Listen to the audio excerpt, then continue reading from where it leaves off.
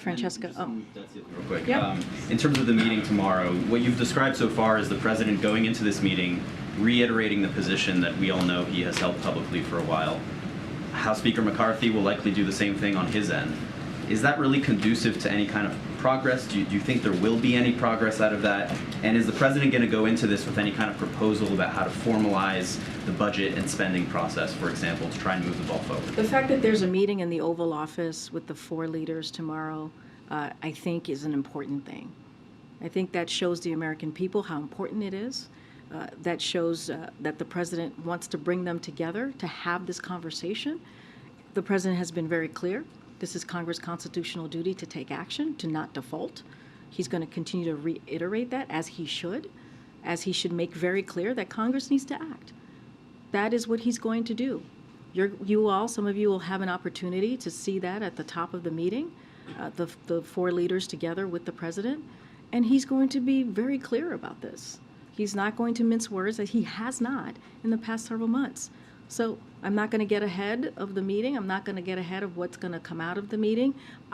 We believe it's an important step that the American people are going to see, that you all are going to see, and that they're going to have a conversation that's important. Go ahead, Francesca. Karine, picking up there, though, the White House says that on Wednesday the president will travel to New York to talk about House Republicans' debt limit bill and how it'll roll back spending in areas that the White House says will be detrimental. So doesn't the framing of that event, though, suggest that you don't expect there to be much movement tomorrow?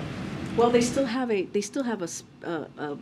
budget or a plan connected to the debt, to their debt limit, right? That's what's connected to it. So they've been very clear, and they shared with us how they see spending cuts, and we're going to call that out. We're certainly going to call out how they want to cut programs for veterans, healthcare. It's going to be detrimental. Cutting wasteful spending on big pharma, right, is what we put forth. More than $200 billion, and big oil, $31 billion. So we are making sure that we're cutting wasteful spending, and so we put forth a bill or a plan for fiscal year 2024 that has been very clear, and they're doing the opposite. Healthcare, public safety, law enforcement, education, and that doesn't reduce the deficit, not at all. So they still put that out there.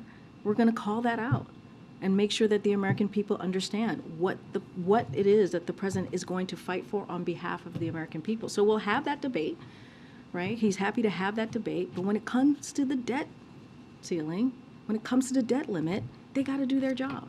To put a fine point on the spending talks, when would the president imagine that separate process beginning? I don't have a timeline for you. The president said he's happy to have that conversation, happy to have that debate. Clearly, that will have to happen. I just don't have a timeline for you. We have been very clear. We've laid out our budget for fiscal year 2024. I just mentioned the $3 trillion cuts, and that he has the $3 trillion that he has put forward to reduce the deficit over 10 years, and so we're just going to continue to be clear about that. But I just don't have a conversation that's going to happen particularly on the spending. We have to deal with the debt limit. We must deal with the debt limit. Karen, go ahead.